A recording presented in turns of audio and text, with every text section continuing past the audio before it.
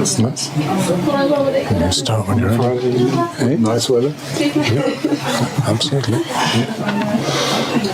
You could have held it outside. Perhaps.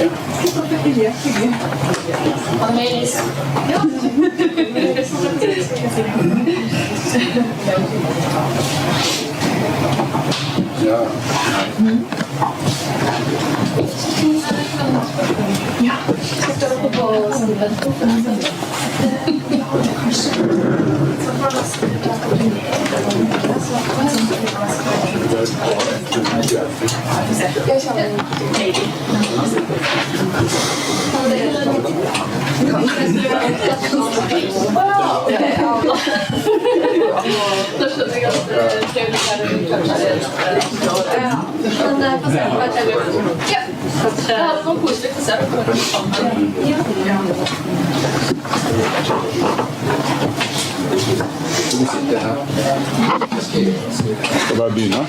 Ja. Setter du den på? Ja, du kan gjerne gå foran kameraet. Yeah, okay. Yeah, hello everyone.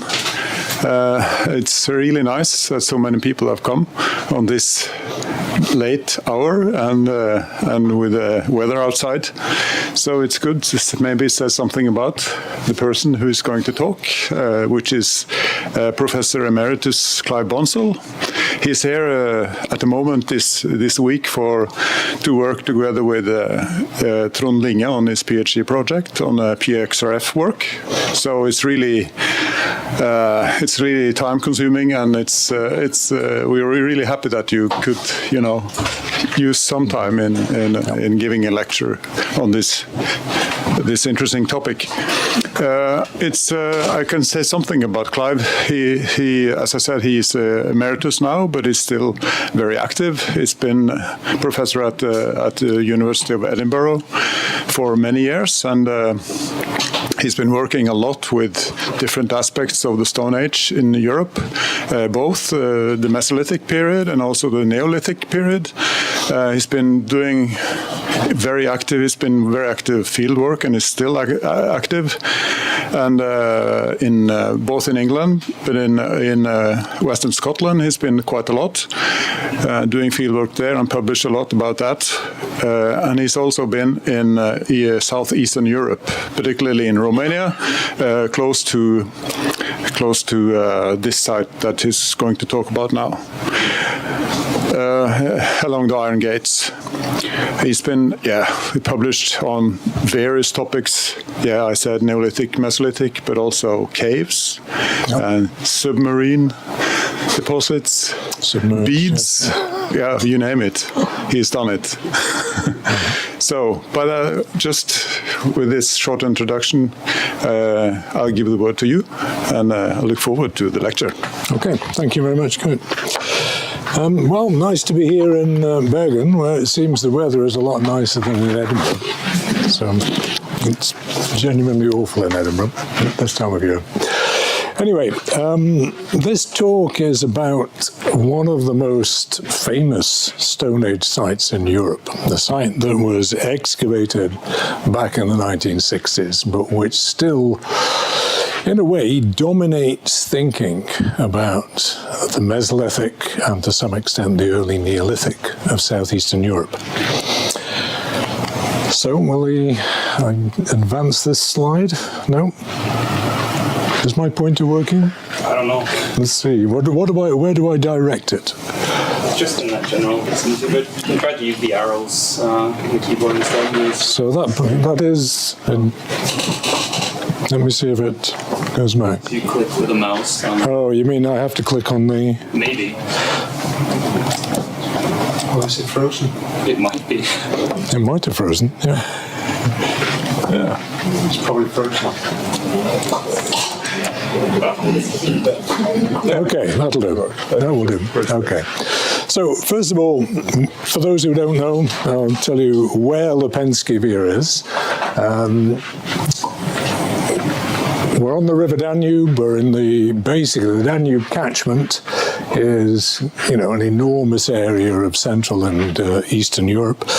And the Danube rises in the Black Forest in Germany, and it flows through southern Germany, Austria, Slovakia, Hungary, down into Serbia, and then comes down. It suddenly takes a right-angle bend north of Budapest, comes way down here, takes another right-angle bend, and then, remarkably, it carves its way through the Carpathian Mountains, or the Carpathian Balkan Mountains here, creating a series of gorges. And this section here, represented by this red rectangle, is what we know as the Iron Gates region of the Danube.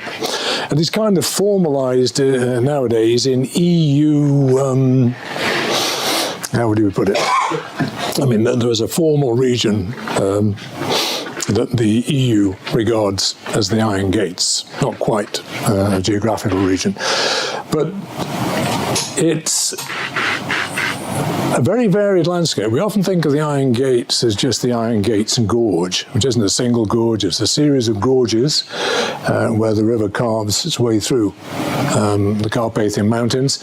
Some of these are very spectacular, steep-sided, canyon-like gorges, but there are other sections where the relief is much lower and the whole landscape broadens out. And then when the river exits the gorge section, which is about 130 kilometers long, it starts to flow across the Wallachian plain, or the Romanian plain, on its way to the Black Sea. And that's a very different landscape altogether. So you've got about 230 kilometer section of the Danube, which corresponds to the junction between the middle and the lower Danube, which today forms the border between Serbia to the south and Romania to the north. And within that section of the Danube, we have nowadays a very rich record of Stone Age settlement. Mesolithic, depending on how you define Mesolithic, some people might want you to push it back because it goes back into the late glacial. I suppose it starts off in North European terms in the late or final Paleolithic and runs through the Mesolithic into the early part of the Neolithic. Now, the reason we know such a lot nowadays about the Stone Age of the Iron Gates is the result of a decision that was taken, I suppose, in the 1950s by the then communist governments of Yugoslavia, now Serbia, or Serbia and various other countries in that region, and Romania. They decided to build two giant hydro dams on the Danube.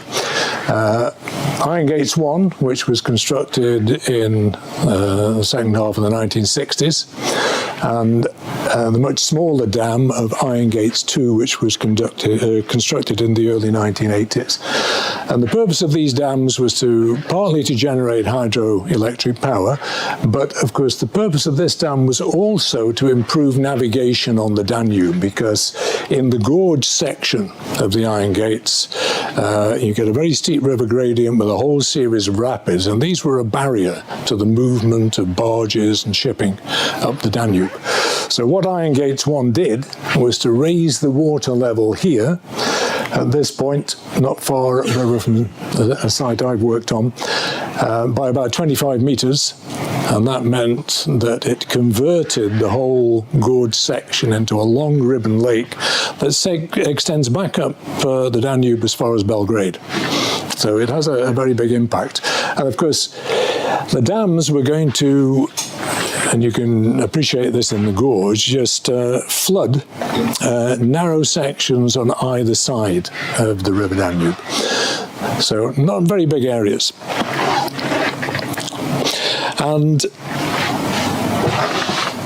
this was an important area archaeologically, not for its Stone Age archaeology, but for its Roman and medieval and post-medieval archaeology, because the Danube was a frontier.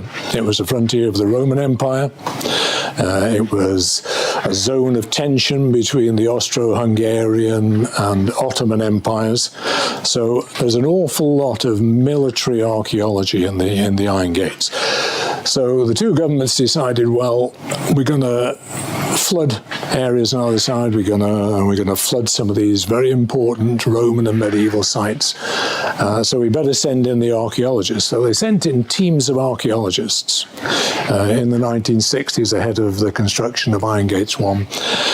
And their job was to conduct surveys and rescue excavations. And the result of all this was the discovery of the very first Stone Age sites. They had all this Roman and medieval stuff, but they didn't have any Stone Age archaeology. In fact, there wasn't a single Mesolithic site known in Serbia before the work done in the Iron Gates. So all told, there are about, the black dots represent early Neolithic sites, the white dots represent Mesolithic sites, or late Paleolithic sites, if you wish, and where you get a black dot within a white dot, you've got sites which have Mesolithic occupation followed by early Neolithic occupation. And that's why this is such an important area, because you get a number of sites, about 18, 20 sites, where we get Mesolithic occupation, and it's followed by an early Neolithic occupation. So it's a very important region for studying the transition from the Mesolithic to the Neolithic. But note that the black dots far outnumber the white dots. There are more early Neolithic sites here than there are Mesolithic sites. And then suddenly, you don't get any more Neolithic. Neolithic sites after the early Neolithic, the so-called Starchevo culture, hardly exist in the Iron Gates. And it's an interesting question as to why you don't get much middle and later Neolithic occupation here. Now, of course, lots of sites were excavated. It was all done very rapidly on shoestring budgets in the main. The one exception to this, the very big exception, was this site of Lepenski Vir. The word vir is Serbian word for whirlpool. And of course, before this area was flooded by the building of the dams, there were rapids and whirlpools, which were very important locations for fishing, because they held up the migration of sturgeon that came upriver from the Black Sea, and they stirred up nutrients from the riverbed, which many species of fish liked. So it's very important in fishing right up into the 20th century. And the one site that stands out in the Iron Gates, it's very, very different from any other site in the region, and there's no other site like Lepenski Vir anywhere in Europe. And am I missing a slide here? Yes, I should have gone back to this. Although there were many archaeologists who contributed to the work in the Iron Gates, these four individuals were the main players who studied the Mesolithic and the early Neolithic here. Two Serbian archaeologists, Dragoslav Strejovic and Borislav Jovanovic, and two Romanians, Alexandra Paunescu and Vasile Borananț. And the thing to note here is these guys were all about the same age. So when Lepenski Vir was excavated and when they were actively studying the stuff upriver from the Iron Gates 1 dam, they were in their mid-30s. So the height of their powers, so to speak. And there was a kind of rivalry going on between the archaeologists on both banks who could find what first. And the other interesting thing is, of course, Strejovic, because he excavated Lepenski Vir, which became so important, was commemorated with the issue of a postage stamp. And my favourite question to students is, how many archaeologists can you name whose work has been commemorated on with postage stamps? There aren't many, I tell you, and they're hard to find, but Strejovic is one. Now, Strejevich was lucky enough to find and excavate Lepenski Vir, and unlike Jovanovic and the Romanians, he got a big budget out of the Yugoslav government for this work. So it was a well-funded excavation in contrast to all the other sites. Now, Lepenski Vir has a number of exceptional features. Of course, we have to remember that we're talking about the 1960s. Radiocarbon dating had been invented just a few years before, a decade or so before. There were very few archaeologists could afford radiocarbon dates. It was the old radiometric method of radiocarbon dating, which required big samples of charcoal. And the only person who had money for radiocarbon dates was Strejevich. So, and he didn't get too many radiocarbon dates anyway, because he didn't believe in radiocarbon dating like many archaeologists of the 1960s. Because their way of dating sites, their way of doing archaeology, they dated sites by, stratigraphy and typology. Those were the main methods then, so they distrusted radiocarbon dating. So that was the way it was done, and because of that, Strejevich, you had a very deep sequence of deposits, the very steeply sloping bank of the Danube, and something like 5 or 6 meters of deposits at Lepenski Vir. And what he found here was a remarkable series of buildings with trapezoidal plan. So these, with the broad end of the trapeze facing the Danube, and there are about 70 of these trapezoidal plan buildings arranged roughly in rows along the bank of the Danube, where the broad end of the trapeze is facing the Danube. Within them, there were stone-bordered hearths and stone entrance facades, as they were called. And nearly all these buildings had lime plaster floors, which are basically unknown anywhere in the Iron Gates. And there aren't many lime plaster floored buildings anywhere in southeastern Europe, not of this period, but even in the Neolithic period. And other exceptional features of this site were burials that were placed. There was something like 150, 200 burials were uncovered at Lepenski Vir, and quite a number of these were placed in grave pits that were cut through the floors of these trapezoidal buildings, and so were regarded as what archaeologists tend to refer to as intramural burials within the walls of houses or whatever these were. The other remarkable feature, unique feature of Lepenski Vir were these carved sandstone boulders.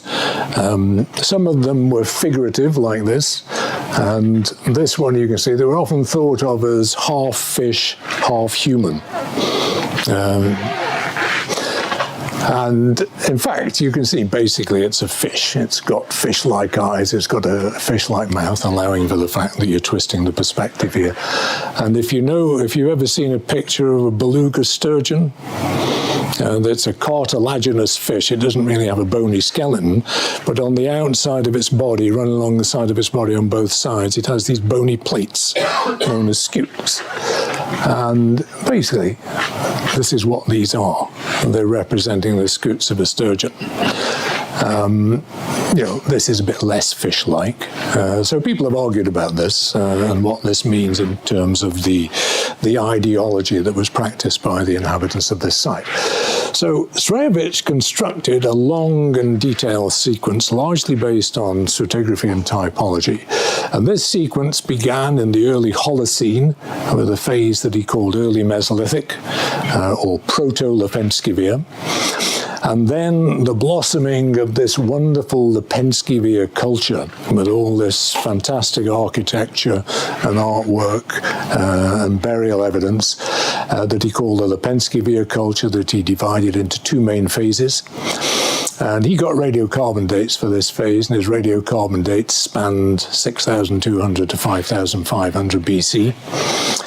And then this was followed by a phase when all the trapezoidal plan buildings disappeared, and you got the first evidence of pottery and farming. So that was Srejevich's sequence. And when the excavations were nearing their conclusion in 1970 and the water level was starting to encroach upon the site, because that's what happens when you build a dam, the level of the water rises gradually as they build the dam upwards.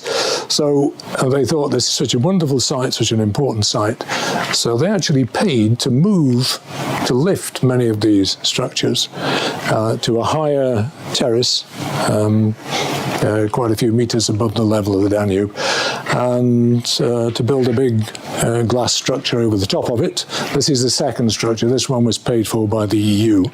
But you can visit this today. It's quite a remarkable museum where you can see a part of the site of Lepenski Vir reconstructed, and some of the objects that were recovered in the excavations. The only problem with this building is don't go there in the summer because there's no air conditioning. It's like a greenhouse. I can assure you of that. So, now, Lepenski Vir, of course, wasn't without controversy, even when Srejevich was excavating this site, because his colleague and rival, Borislav Jovanovic, excavated a site, or was excavating a site while Srejevich was working at Lepenski Vir. Jovanovic, which is here, Jovanovic was working on a site at Padina, about 5 kilometers upriver on the Serbian bank. And Jovanovic found features at Padina, some of which were reminiscent of Lepenski Vir, but not on the same grand scale as Lepenski Vir. So he found trapezoidal buildings, but they didn't have plaster floors, but they had stone-bordered hearths and entrance facades. And he didn't find any sculptured boulders, not the figural sculptures anyway. What he did find at Padina, or what he thought he found at Padina, was the presence of pottery in the same levels as the trapezoidal buildings and within these so-called stone-bordered hearths. You can see pottery sherds here in this photograph. So Jovanovic thought, well, this stuff is on the cusp of the Neolithic. These people, if they were hunter-gatherers, were acquiring pottery or the knowledge of making pottery from early farmers who must have been in the vicinity. So for Jovanovic, this was basically at the transition from Mesolithic to Neolithic. Srejevich had found pottery in one or two of the buildings at Lepenski Vir, but he was of the view that the pottery, because there was an early Neolithic layer above, that the pottery was derived from the early Neolithic layer.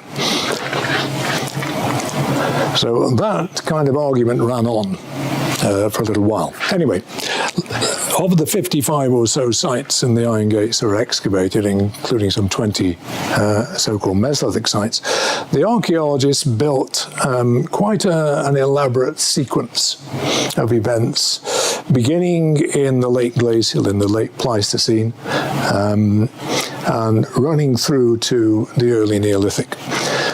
And just summarizing it, they kind of built a story out of this whereby in the late glacial, most of the sites that were found to be occupied were cave sites or rock shelter sites like Queen of Tukului, but there were some open-air sites.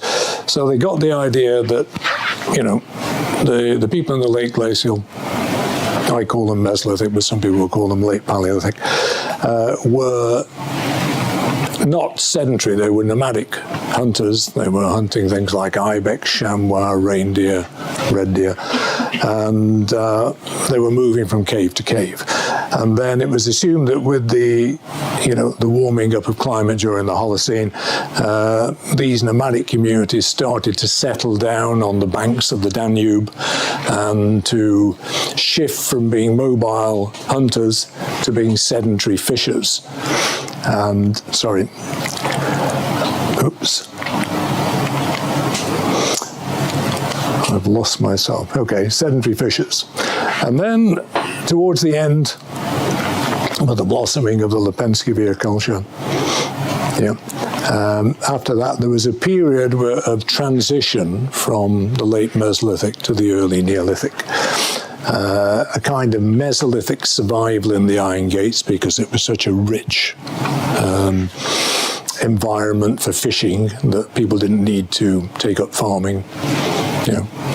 They were making such a good living out of fishing. And some people had this Mesolithic survival phase lasting for 500 or 1,000 years.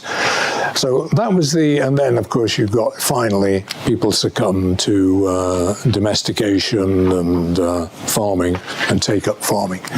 So that was the picture that had been built up. This comes from a paper by Ruth Tringham and Barbara Wojtek, published in the mid 1980s. Now,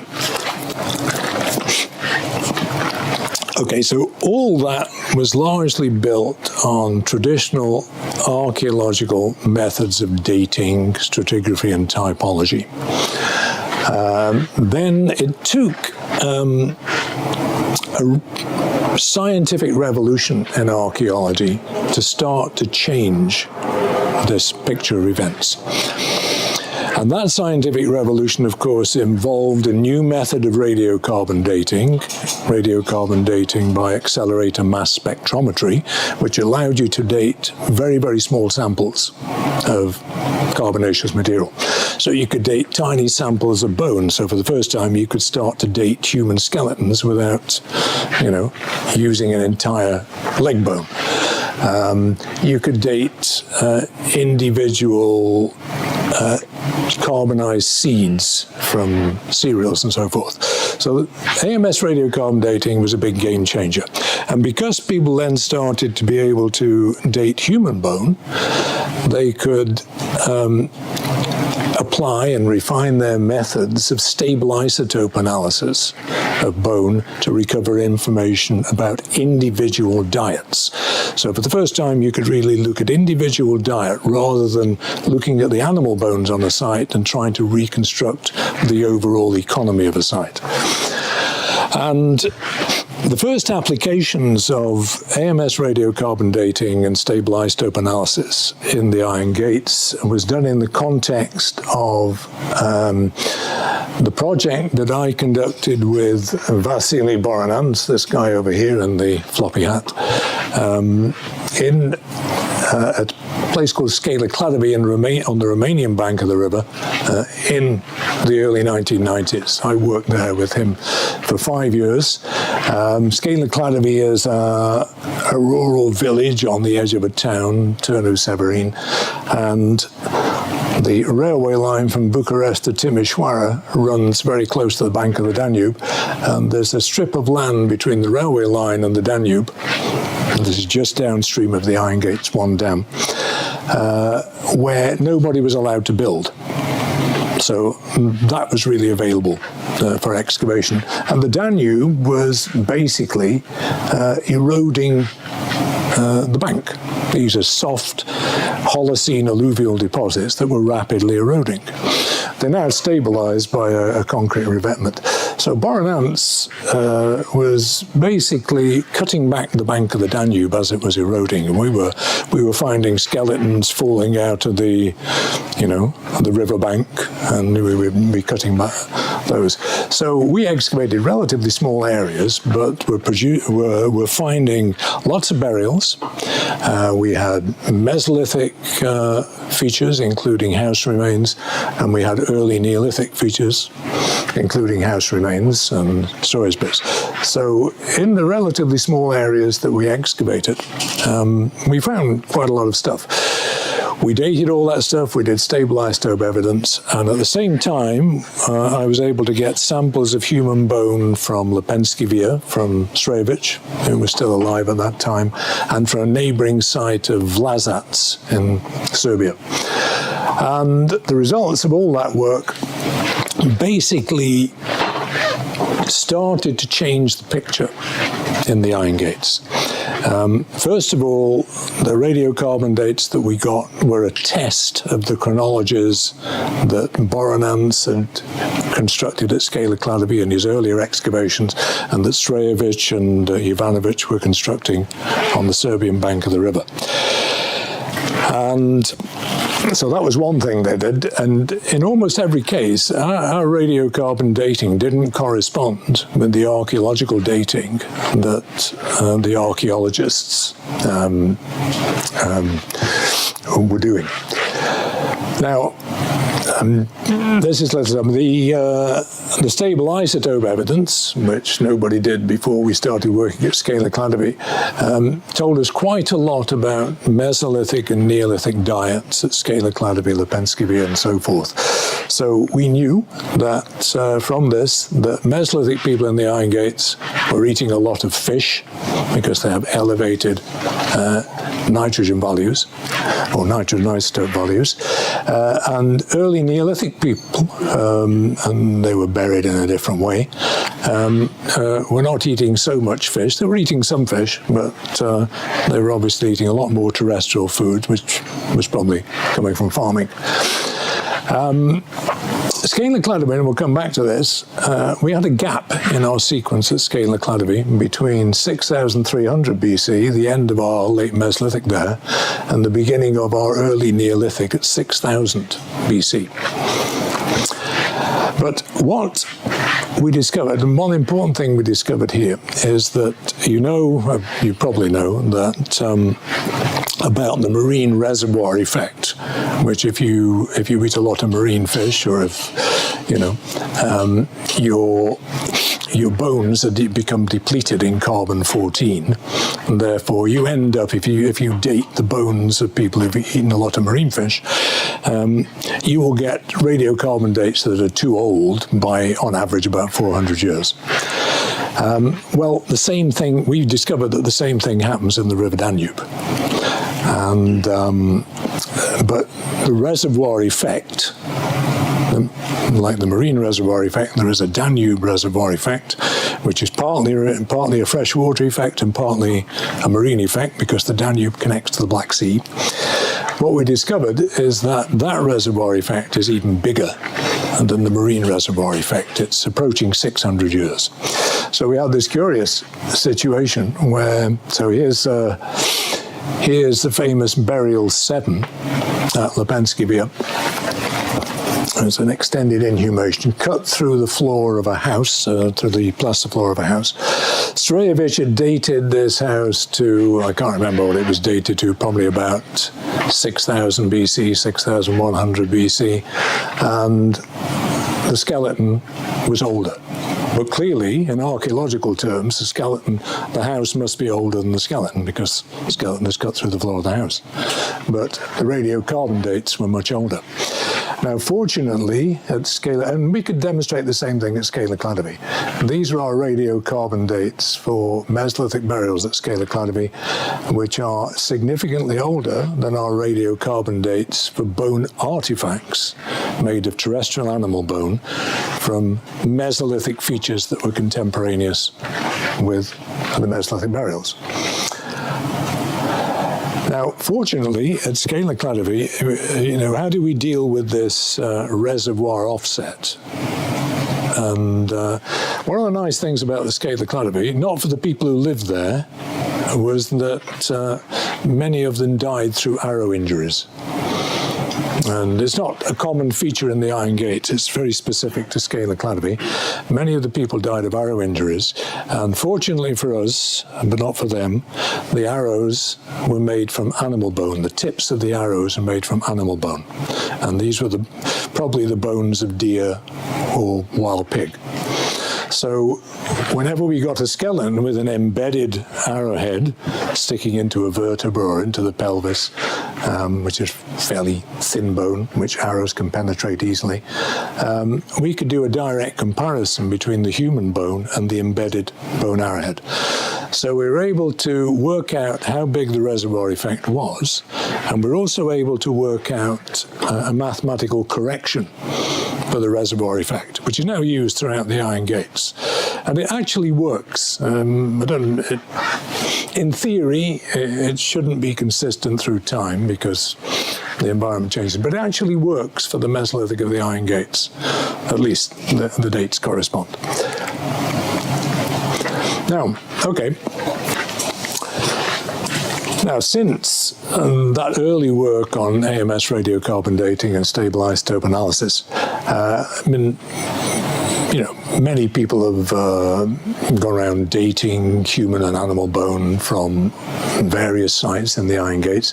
There are now probably between 300 and 400 AMS radiocarbon dates. They're represented in my graph here by these circles. These are old radiometric dates. The circles represent mean radiocarbon dates. And what I've done is to plot the dates for a series of sites on the Romanian side of the Danube here, and another series of sites on the Serbian bank of the Danube.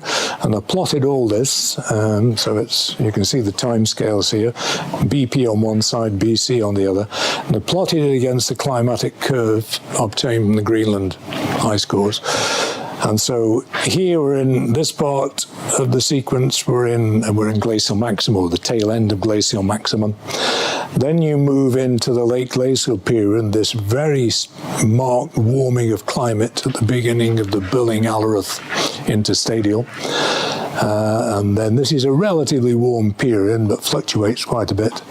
And then you go into the Younger Dryas, and the Younger Dryas in Scandinavia, you think of this as some serious climatic event. In the Iron Gates in Southern Europe, it isn't a very serious event. The environment down there in the Younger Dryas was not very different from the environment today in Norway and the British Isles. And then, of course, you move into the Holocene with this rapid warming, but it's interesting to note that in the Iron Gates and much of southeastern Europe, nothing happens at the beginning of the Holocene, in archaeological terms. There's no marked change. The big changes occur down here. Now, okay, note also that when we get up here to what I've called final Mesolithic, you get gaps. So where are we? We've got Lepenski Vir here. If we follow this, so Lepenski Vir has radiocarbon dates sporadically from the beginning of the Holocene up to this point, about 8,000, 7,500 BC. And then you don't find anything for the next 1,000 years at Lepenski Vir. So there's a big gap, which you do find at other sites, and particularly Vlasats. So this long gap at Lepenski Vir when its site appears to be unoccupied. And then around 6,200 BC, approximately where we have that gap in our settlement record at Scala Cladeby, Lepenski Vir suddenly bursts into life again. You got all that evidence I've shown you in photographic form, trapezoidal buildings, sculpted boulders, all these burials that we find at Lepenski Vir. Most of them belong to this phase here, between 6,200 and 6,000 BC. And of course, in addition, go back in. In addition to the stable isotope analysis and the AMS radiocarbon dating, lots of other work has been done by other people extracting food residues from dental calculus, which shows that in that 6,200 to 6,000 year period, BC period at Lepenski Vir, people were getting hold of some cereals and consuming them. They weren't growing them, but you get that trapped in their calculus. So they know about farming, and they're probably in contact with farmers by this stage. But where those farmers were is anybody's guess. Now, so this is the critical phase up here that I call final Mesolithic, because it is final Mesolithic anywhere else but Lepenski Vir, and which Dusan Boric calls the Mesolithic Neolithic transformational phase. But we're going to see if it's a transformational phase. So We have a gap at Scala Cladoby around about then. We have a bit of a gap at Vlasats then. We have a gap at this other site, Padina then. But Lepenski Vir, we have all this remarkable stuff. So what's going on here? Well, let's broaden this out and look at the wider region. Now, outside the Iron Gates, these are Mesolithic sites, and it's a couple of years old, this slide, but outside the Iron Gates and the rest of the Balkan Peninsula, you don't have many Mesolithic sites. Nearly all of them are concentrated in this area down the western side, from the Trieste karst up in northeastern Italy and Slovenia, running down through the foothills of the Dinaric Alps, all the way down into Greece and the Aegean Islands. And mostly the Mesolithic occupations are in caves.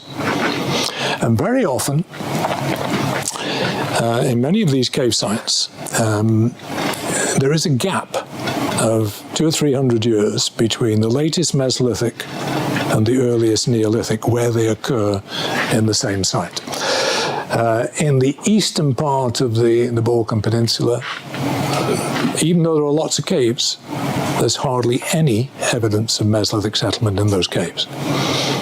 I think there's one site now somewhere up here in Serbia, but it's a very ephemeral presence. So the Iron Gates stands out in stark contrast to what we see in the rest of the Balkan Peninsula. It's a wealth of information, and it's mainly open-air sites. Of course, we've lost the coastline. Because of post-glacial sea level rise, basically relative sea level has been rising all the way around the Balkans, along here, all the way around here. So you've lost the coastline. And nobody has yet found Mesolithic sites there. They'll be there, but they'll probably be about 15, 20 meters down under the Mediterranean and the Black Sea. The only other Mesolithic you find is over here, and this is connected to the northwest of the Black Sea, where you get these so-called blade and trapeze industries, which we also find at the very end of the Mesolithic here, but we don't find in the Iron Gates. Now, the other thing to appreciate here about the Iron Gates is if you visit this area today, what you see is nothing like the Iron Gates as it was during the Mesolithic and the Neolithic, because the dams have completely transformed the ecosystem. So the river level is higher, and if we go back before the early 20th century, this is from an old postcard, before that river level was raised by 25 meters, there were big islands in the Danube, lots of big islands down the length of the Danube. Danube's an enormous river, and every time there's a bend in the Danube, sediment got deposited and you got an island of alluvial sediments built up. And the islands are very important because they were farmed and they were inhabited. This is actually a Turkish settlement dating to the Ottoman period, and was still there in the early 20th century. The other thing, if you try and fish in the Danube today, fishing is a hard business because the dams and all the silting of the riverbed that's happened as a result of dam construction has basically destroyed the ecosystem.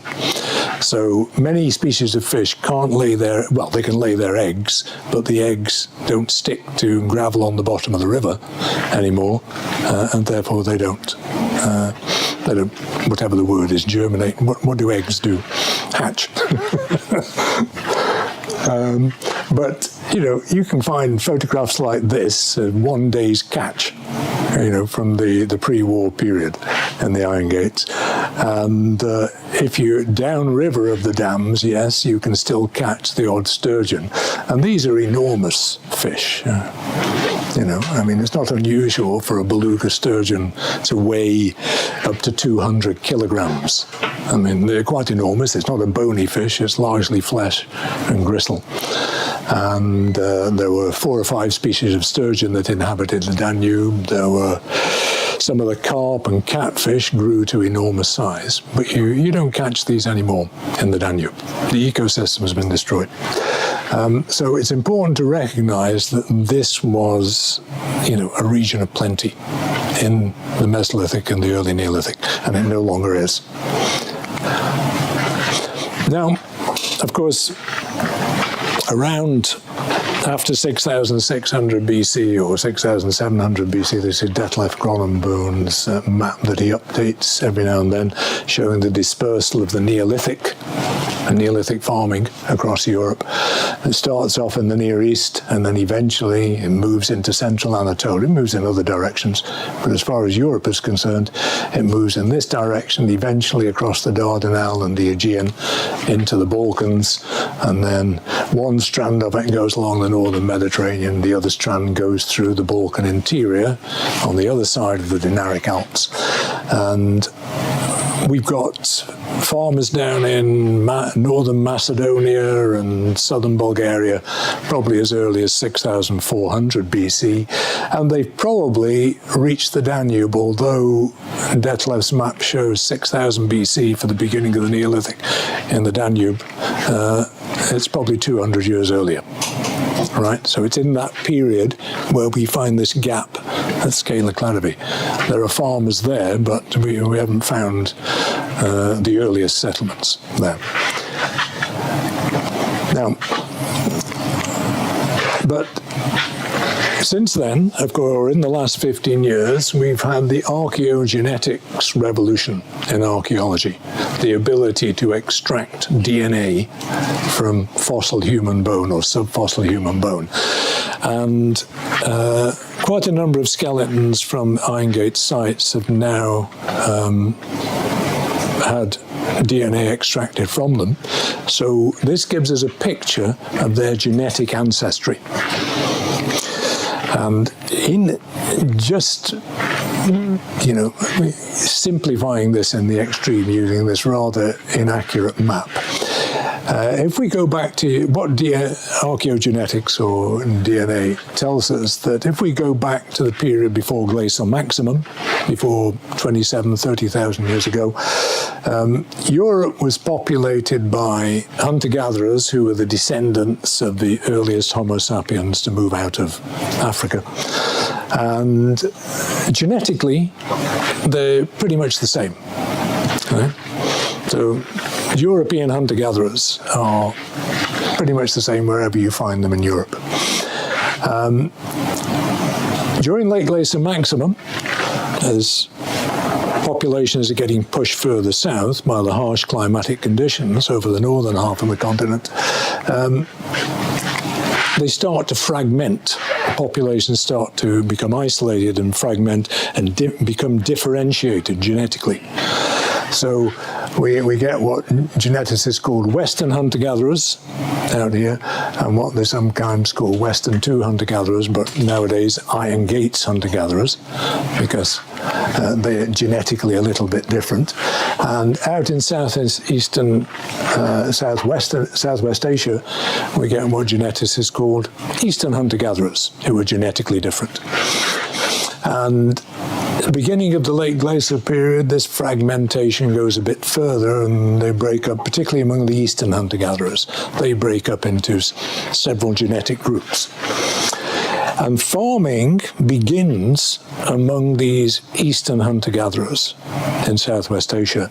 And those descendants, those farming descendants of the eastern hunter-gatherers, are the people that migrate and expand through Anatolia and spread into Europe.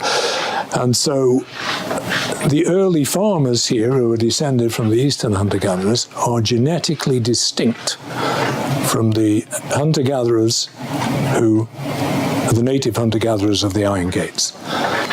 So if that makes sense. Now, in the end of 2022, these authors, Maxime Bramy and colleagues, based in, I think, Mainz in Germany, in the DNA lab there, published a paper quite an important paper in which they, using the genetic evidence, they questioned whether Lepenski Vir was actually a Mesolithic site and argued the case for regarding it as a site that was built by the first farmers to reach the Danube. Sorry, I keep hitting the wrong buttons. Yeah. Okay, so one of the things, what they found, I mean, about 17 individuals, at the time I wrote this paper, I think there were 17 individual skeletons from Lepenski Vir from which DNA had been extracted. And the blue dots represent people with farming DNA. They're of Anatolian or Aegean origin. So they call these Aegeans, we would call them, or I would call them Anatolians, because they ultimately came from Anatolia.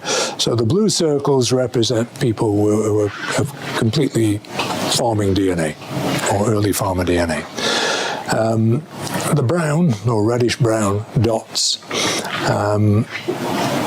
are those with either pure hunter-gatherer DNA, or genomes, or are a mix of hunter-gatherer early farmers, right? So they are the descendants of farmers who mated with local hunter-gatherers. And what they observed here was that most of the Anatolians are actually buried in these houses, if they are houses at Lepenski Vir, cut through the floors of these houses. While the people with out-and-out hunter-gatherer DNA, or a mix of hunter-gatherer farmer DNA, are buried upslope on the periphery of the area where all the houses were, or are. And then they said, okay, the farmers have got the best locations, buried in the main part of the site. And we can see other characteristics here which must have originated among farming populations. Lime plaster was not invented by European hunter-gatherers, because it was invented down in Southwest Asia, actually in the Epi-Paleolithic by Natufians, but perfected and carried forward by early farmers, the eastern hunter-gatherers who became farmers. So lime plaster was a Neolithic invention. Brahmi and co say, well, there was pottery in this area, in a few houses here. That links in with the Neolithic. We find occasionally cereal starch and phytoliths trapped in dental calculus of these people who are buried there. And we actually find buried with these people ornaments, which are Neolithic-style ornaments, discoidal beads and cylindrical and tubular beads, which were not a Mesolithic tradition in Europe at all. Mesolithic people made beads out of animal teeth and marine shells and stuff like that. They didn't make these flat discoidal stone beads or bone beads. So that's a kind of farming connection. So, in other words, they were saying, there's a separation here between people of hunter-gatherer ancestry and people of farming ancestry.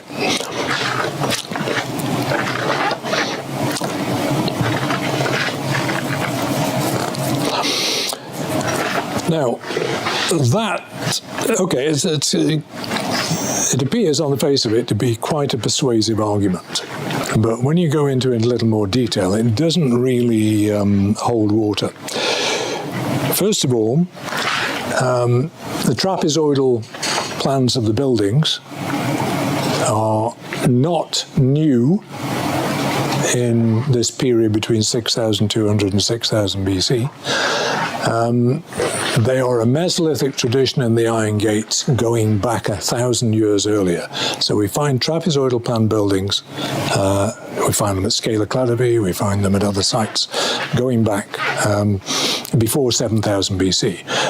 And they're not known among farming communities in the Aegean or in Anatolia.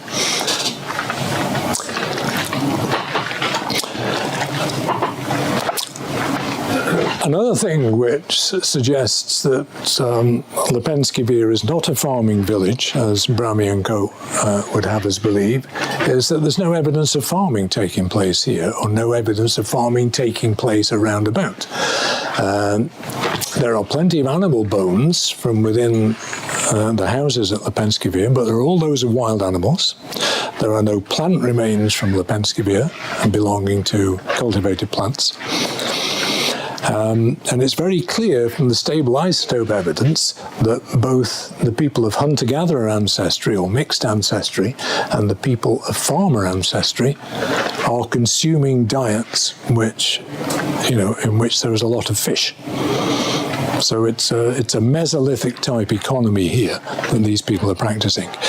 And the other point here is the burial tradition is a Mesolithic burial tradition. Buried on the back in an extended position, that's characteristic all the way through the Iron Gates Mesolithic.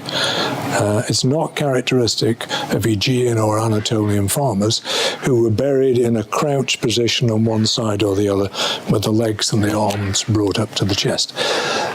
So, and these sculptured boulders that we find at Lepenski Vir, well, they're unique to the site. Okay, they haven't been found on any Mesolithic site on the Iron Gates, but equally, they're not found on any Neolithic site in the Aegean or Anatolia. So they're very different. So when you look at the artifactual evidence from Lepenski Vir, whether it's the architecture or the portable artifacts, everything tells you it's Mesolithic in origin. So, okay, this is just a summary of the arguments for considering Lepenski Vir to be an early Neolithic village, and the counter-arguments for telling us it's not an early Neolithic village. It's a Mesolithic village. Now, I had a discussion with Maxime Bramy about this, and one of the points he kept raising as well. He said, I accept that the people of, who were genetically Anatolians or Aegeans were not farming. They didn't have farmer diets. But that's, he said, because the Iron Gates is a difficult environment for farming. It's because he's thinking of the gorge, and he's thinking it's difficult. Quite the reverse is true. The Iron Gates is by no means a difficult environment for farmers. It's not the prairies, but there's plenty of good farmland and good alluvial soils in the Iron Gates. First of all, on these huge islands in the Danube. I mean, if you look very carefully at this slide, you can see they're all planted trees. They're in rows. I don't know what they're growing there, plums or something like that on the island. So you have rich alluvial soils on these islands and on alluvial flats along the Danube. This is downriver from the dams, but you had the same thing upriver before the river level was raised. So this is opposite Mesolithic site of Hajdučka Vodnica here, looking across to another Mesolithic site of Rozvrata, and you can see you've got an alluvial fan here, and these are a farmer's dream, because an alluvial fan is alluvial soils which get flooded in the winter, so they get naturally fertilized. So you plant in the summer, and this is characteristic in many parts of the world, and wait till the river floods them in the winter and deposits more silt, and you're ready to go again the following spring. Here's the Marconia River Valley, which is now flooded. That's the way it looks today. That's very fertile agricultural land back before the 1960s.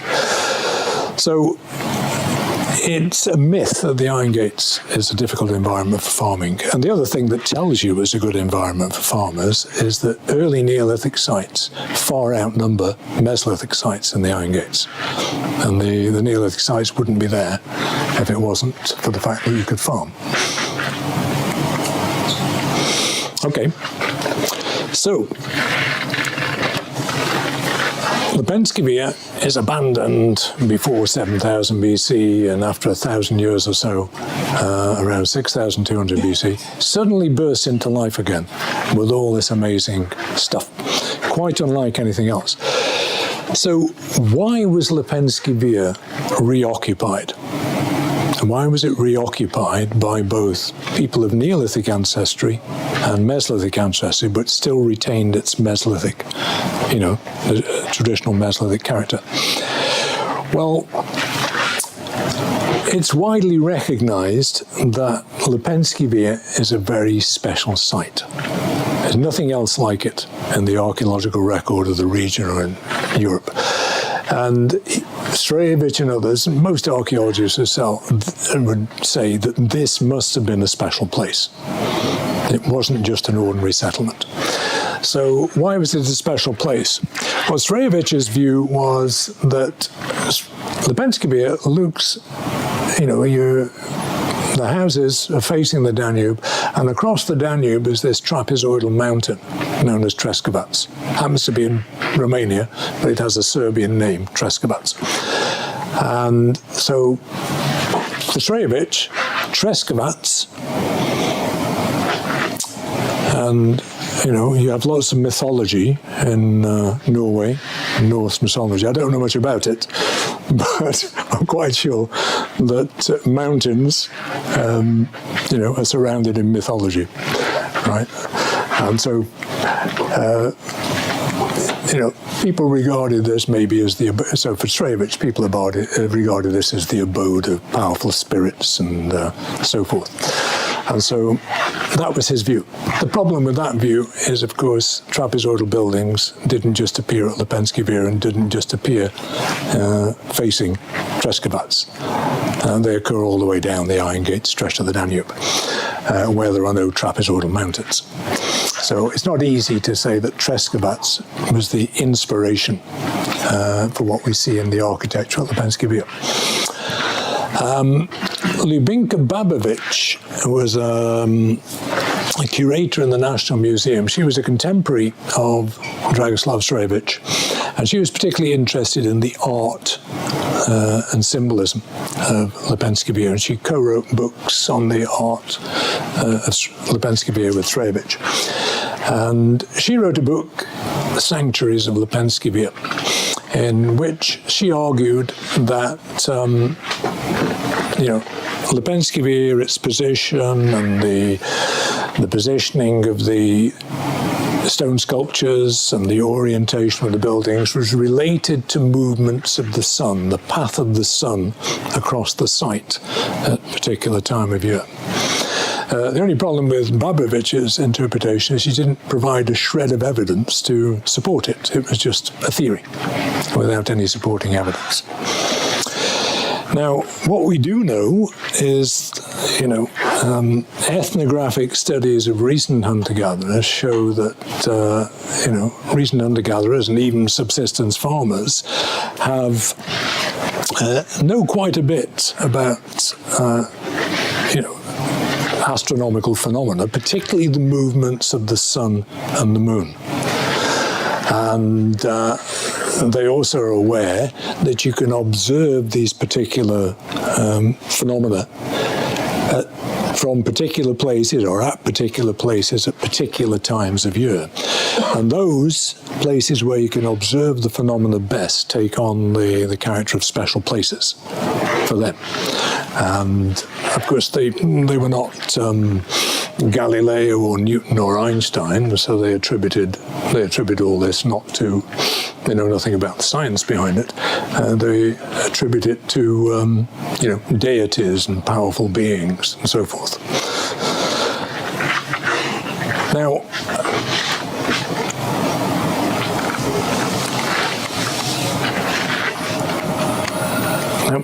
let me. Okay. Now, It is not the end. I just got this, I've changed my mind about where I position these slides. You've probably heard of these sites down in Anatolia, Göbekli Tepe and Nevallichuri, which actually are pre-farming sites. They go back to about 10,000 BC, something like this. But these are thought to be linked to astronomical phenomena, right? And they're finding lots of these kinds of sites now. They're thought to be ceremonial sites, and that somehow they're linked to astronomical phenomena, just as stone circles in Northern Europe and the British Isles are believed to be orientated on particular astronomical phenomena. Now, let me go back again. So, are there any astronomical phenomena that might explain why Lepenski Vir is where it is? Well, two Serbian astronomers a few years ago carried out a detailed astronomical study of Lepenski Vir. They couldn't get to the site itself because it's underwater, but they could approximate the position slightly higher up the slope, which is above the water level.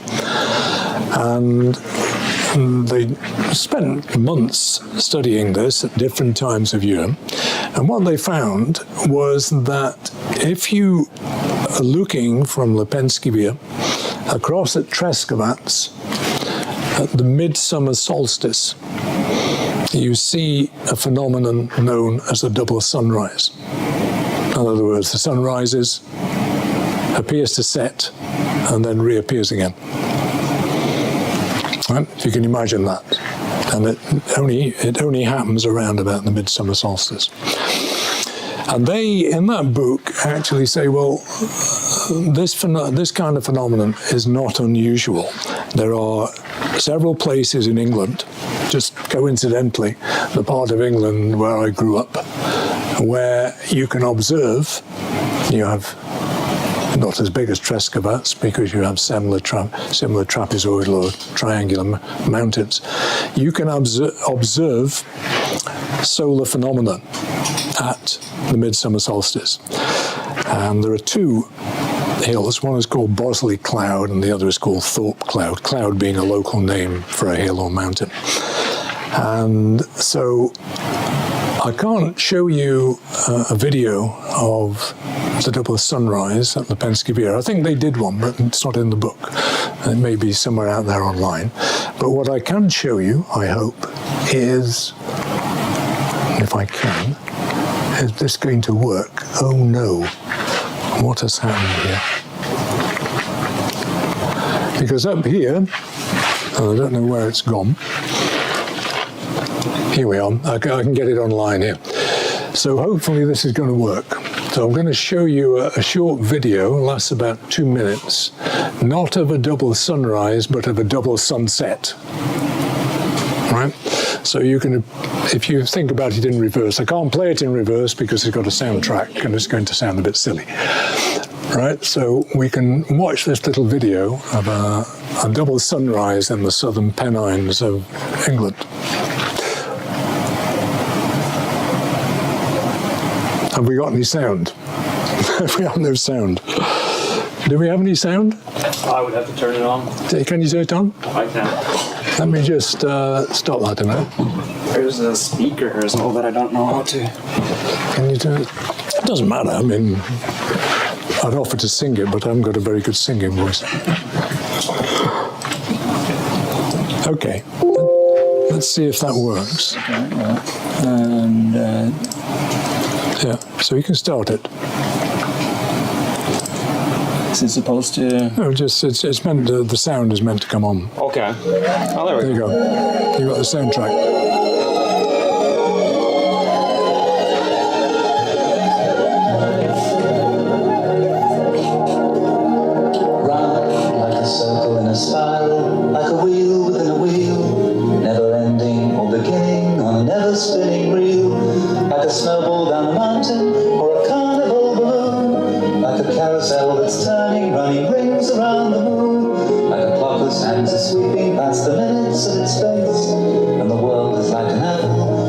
Silently in space, like the circles that you find in the windmills of your mind, like like a tunnel that you follow to a tunnel of its own, down a hollow to a cavern where the sun has never shone, like a door that keeps revolving in a half-forgotten dream, or the ripples from a pebble someone tosses in a stream, like a clock whose hands are sweeping past the minutes of its face, and the world is like an apple whirling silently in space, like the circles that you find in the windmills of your mind, keys that jingle in your pocket, words that jangle in your head.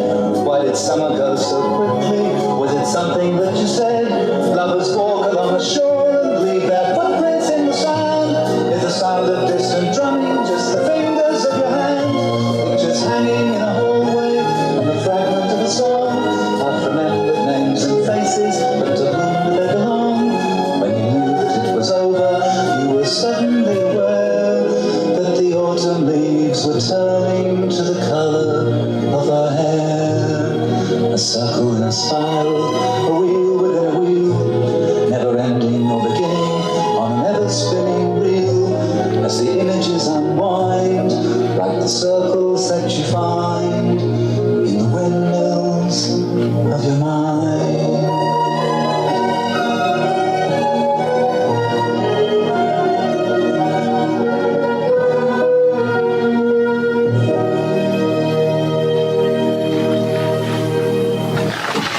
So, if you like, that is just imagine Lepenski Vir contrasting about as being that in reverse. And as you appreciate, I couldn't play the song in reverse. I could have done, but you wouldn't have liked it. But it may be that both the farmers and the hunter-gatherers may have had,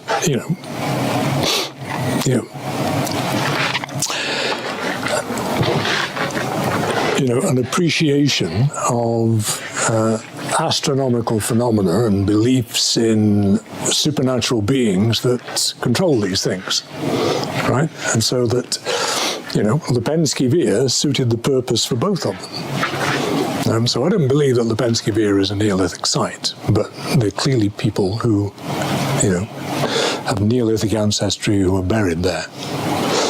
So it may be nothing more than that they both used this site for ideological religious purposes and over a period of quite a number of generations. But I can't think of, we may get a better explanation in time, but as far as I'm concerned, this argument about Lepenski Vir is nothing more than it being a special place for two groups of people who actually intermixed and eventually, of course, became one group of people. Okay, that's it. Thank you very much.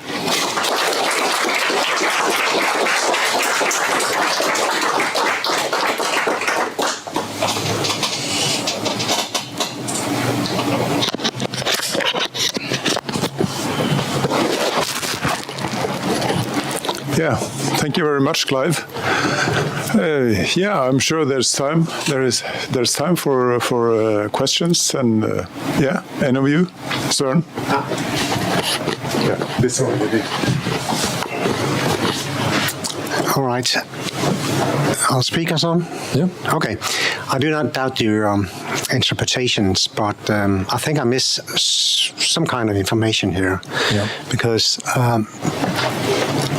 very often when archaeologists are talking about prehistory, when something is complex, it's religious, because religion is complex. So it's very easy to prove that something is complex. Yeah. And if you take a look at some of the arguments, and it's not, you didn't really go for that, but if you take the houses, it has a broad gable end towards the mountain, right? Yeah. But even if the mountain were there, I think they would be placed the same, because it would have the gable end towards the ocean, to the sea anyway. So, wherever you would put that settlement, it would be positioned with the houses the same way. Well, in fact... and then the ritual stuff, I need to know, was this a permanent site, or did they only come at times a year? Because if it was a permanent site, there are a lot of fish there, then it could just be a coincidence abandonment, the inevitable coincidence you sometimes have. But we need to know, is this a special site that was not in use all year round? Well, this we don't know. I don't know what there is work going on at the moment that's looking at seasonality of fish catches and so forth, and seasonality of deer hunting, that kind of thing. There's all these kinds of things that people can now do on the remains from Lepenski Vir, which are now starting to be done. But going back to your point about the broad ends of the houses facing the river, this is not a universal feature throughout the iron gates. You look at Scala Cladoby, the narrow ends face the river. You look at Iguana, which is closer to Lepenski Vir, the narrow end of the house faces the river. And in those cases, these are semi-subterranean houses. Right, so at Scala Cladoby, one thing you learn, even working there in the summer, is you get a very strong cold wind that blows for days, coming from Serbia. It's, it's coming from the southwest. And I don't know if it's a fern wind or whatever it is, but it doesn't surprise me that they've got the narrow end facing the river because it's more aerodynamic.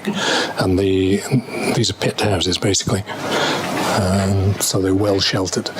But there are several sites where you don't get the same orientation. Vlasac, which is very close to Lepenski Vir, the orientation of the trapezoidal houses there, and it's only 2 kilometers from Lepenski Vir, is haphazard. Whereas Lepenski Vir, it's just arranged in rows and they're all facing more or less that way. Just remembered another question here is that you said the analysis has shown that people there were eating a lot of fish. Yeah. That could speak for a permanent settlement in the place, that they actually lived off fish all year round because there were no agriculture in them, I guess. And what about hunting deers? Wouldn't you have been able to see that if they would only live there for a short time? And if this only happens in a short time a year, or they could come for a fishing season, but wouldn't you be able to see a lot more other kind of food? Possibly, but you may have people who were brought to Lepenski Vir for burial. And you may have had occasions where, you get feasting going on. I don't know. It's very difficult to work out because I don't have access to the collections from Lepenski Vir. It's very difficult to work out now what survives of the original collections from the site and for people to study it. But that work kind of goes on. So I'm sure we'll get a lot more information about that in due course. But there was no final report of Lepenski Vir. That was the other problem. Srejovic wrote a popular book which went through various editions in various languages. So there's an English language edition, there's an American edition, a German edition, etc., etc. And they're all slightly different. But I think he produced the book before he even finished the excavation. There's a book about the art, but it's just a catalogue and a description of the artwork. There's no in-depth, systematic archaeological interpretation of Lepenski Vir. Lots of people like me have written about it, but without having our hands on the actual material. Yeah. Other questions? Yeah, you.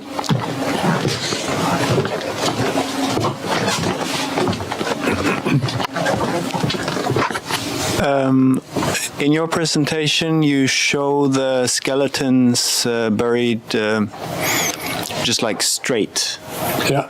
Like I saw a diagram. I looked up Lepenski Vir before coming to the lecture, and I saw a diagram of a skeleton buried geometrically within the episoidal I think floor. I know the one you mean. Do you know That's, about that? That's a much earlier burial.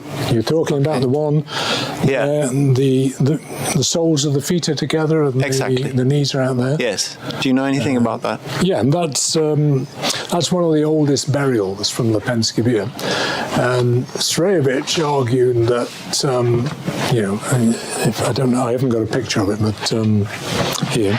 But it's a guy who's lying on his back, but he's got his legs are splayed out, with the knees splayed out, and the feet are together, like almost. Is it the butterfly position in yoga? Something like that, but it's flattened out.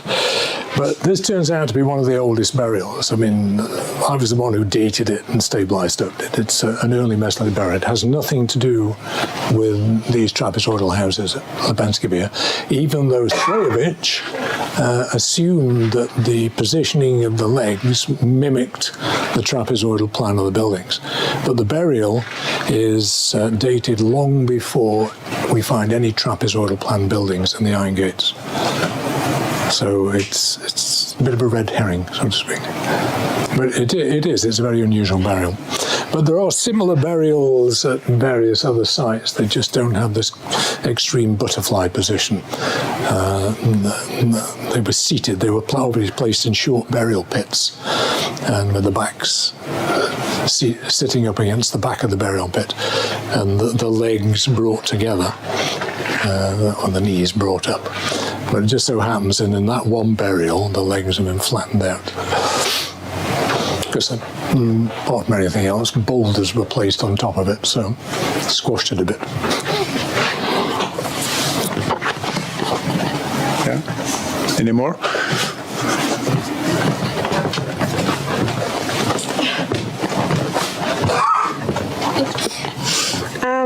Yeah, thank you for a really interesting lecture. Gave me a lot of insights into an area that I don't know much about. But you mentioned that there was some pottery that was found. Yeah. And I was just wondering if you could talk a bit more about that. Is there anything distinct about it, or do we know if it was locally produced? Well, we're talking about Starchevo pottery. Starchevo culture pottery, not my thing, pottery, but it's early Starchevo pottery. I don't have any insight into exactly where it was found, but there are one or two photos knocking around the literature which appear to show a complete pot sitting on the floor of one of these buildings. But there is a video, a film that you can find online of the excavations at Lepenski Vir. And one of the predictable things about Stone Age archaeology, or any kind of archaeology, is that before they take photographs, archaeologists sometimes like to pick up the objects and sweep underneath them. And there are examples of this in the film. So the fact that you might have a pot appears to be sitting down on the floor of a building, I wouldn't put too much faith in that. Archaeologists are fond of moving things around just to make them look nicer for photographs. So, but there's very little information about exactly where the pottery came. And if I can go back, and I'll show you, let me see if I can go back to right at the beginning here. Here, this slide. This is Padina. And these are pottery sherds. You'll notice that they're pitching at a steep angle. That's what happens when a sherd drops down a root channel. So a lot of this pottery has come down from above. And some of these sherds are lying flat, but I know from working at Scala Cladivate that, you get pitching sherds because, soils expand and contract and shrink, and you get root channels, the roots decay and stuff gets carried down them. So it's a difficult thing to know when pottery is in situ and when it's just been carried down a soil profile. especially in these soils. I mean, these, this is fine calcareous silty soils. They're not really like the soils you'll find around here or in my country. So, but photos like that, when I see that and I'm told that that shows pottery, that I think, no, that's come from higher up.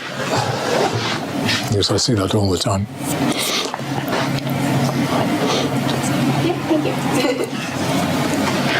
Other questions?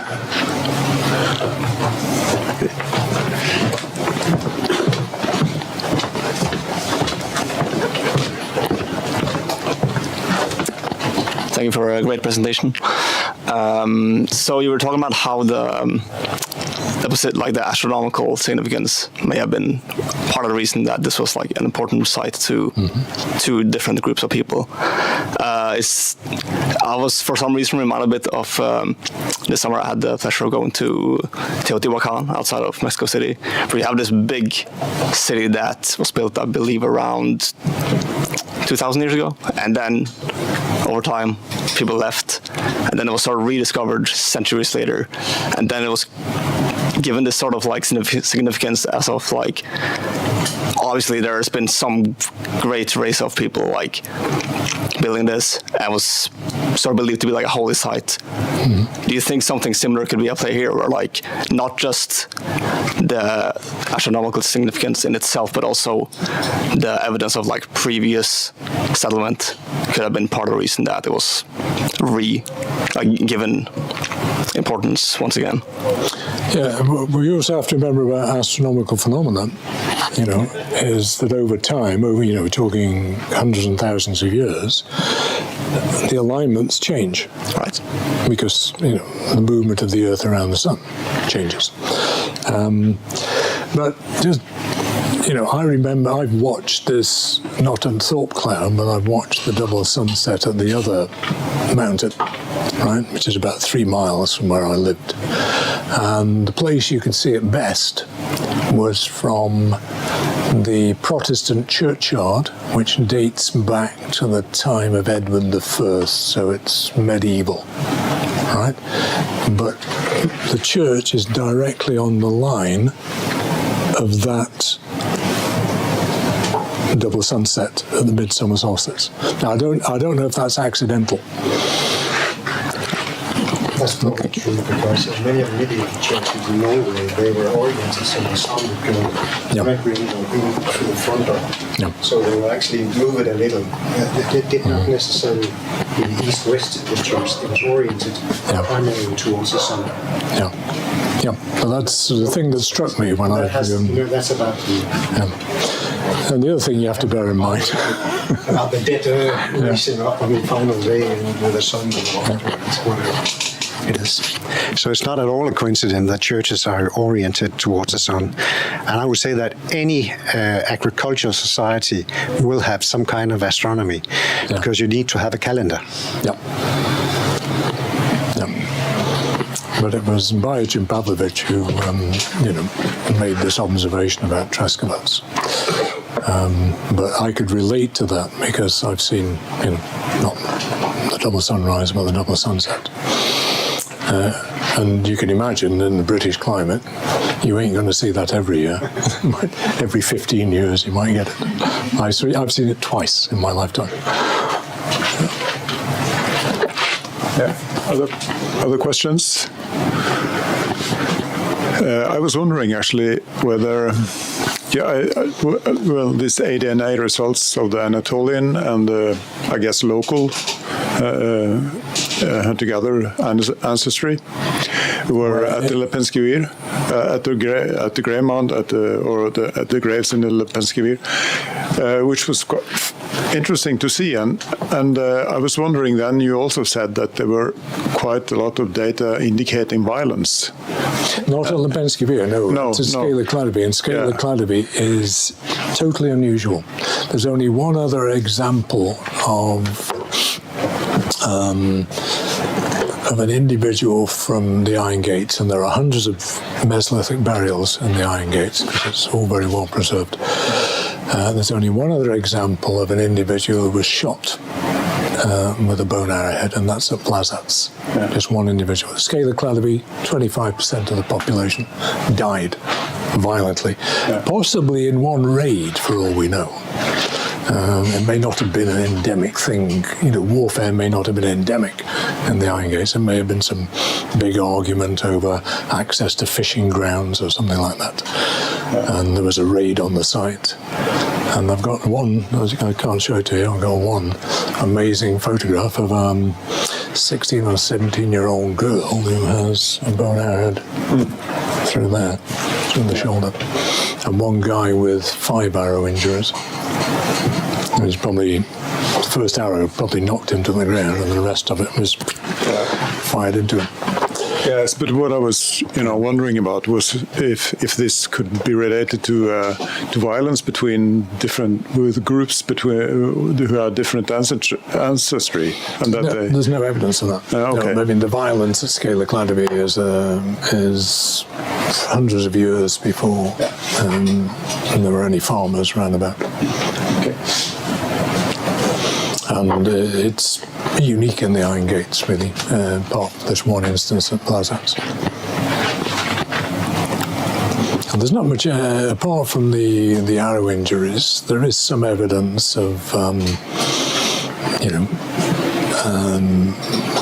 blunt force and sharp force trauma, but a lot of it can be attributed to just accidents, And there are kind of parry fractures in the forearm. You don't know if that's because people are stopping a blow or they're falling over.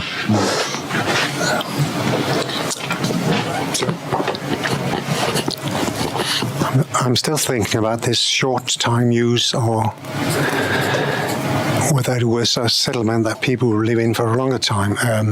First of all, what about these the huts? Were they contemporary, or how many or not? The radiocarbon dating, I mean, Srebic did dated charcoal from the floors and sometimes from post holes that were associated with these buildings. And all his dates cluster in a period from about 6,000 to 5,500 BC. But of course we don't really know where he took the samples from in most cases. All the dating of animal bones and human remains found in association with the buildings. They're all bone dates, they're all AMS dates. They're much more reliable stratigraphically than what Srebic did. So it does seem that phase with all these trapezoidal buildings is relatively short. 6,200 to 5,950. It's a 250-year period. It's a difficult period for radiocarbon dating because there's a plateau on the calibration curve, which means that when you calibrate your dates and include the offsets, the correction for the freshwater reservoir effect, it increases the error quite a bit. So what we can't say from this, it could be at Lepenski Vir that the Mesolithic, the people who have Mesolithic ancestry were not buried in the same period as the people of Neolithic ancestry. But we can't say that because we can't, the errors on the dates are not small enough. And then I had the last one. If this was a ritual, ceremonial site, one would expect some kind of ritual, some kind of ritual feasting. Yeah. Are there any signs of that? Well, except from the vast quantities of animal remains on the site. Well, there were large quantities of animal remains on the site. And, some of the people, as I said, have remains of domesticated cereals and other plants trapped in the calculus in their teeth. So I don't have full details over which individuals that came from, but I think it's in the literature. So yeah, it's perfectly possible that this was a place where people came and had celebratory feasts and Eight caviar floating days. Yeah, absolutely. And if you think about it, some of these feasts may have been timed to coincide with sturgeon migrations, and different species of sturgeon and different species of other migratory fish. Their migrations don't all coincide at the same time. So you have particular times. When you could take advantage of migration. So it may not have been a site where people came just for one celebration event. There may have been several throughout the year. So who knows?